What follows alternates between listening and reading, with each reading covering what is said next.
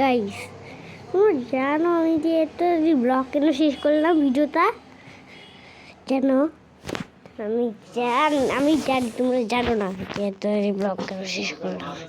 এমন আওয়াজ হইতেছে যে এটার জন্য হইতেছে যে আমি না রাত্রে না অনেকগুলা পাপড় খাইয়ে এনেছিলাম, তার জন্য গ্যাস হয়ে গেছিল, তার জন্য এমন হইতেছে। এখন তোমরা যেই গেমটা খেলতে চাও সেই গেমটাই কমেন্ট করে বলো। আমি ওই দিনের ব্লগটাও ঠিক বলছিলাম, তো কিছু না।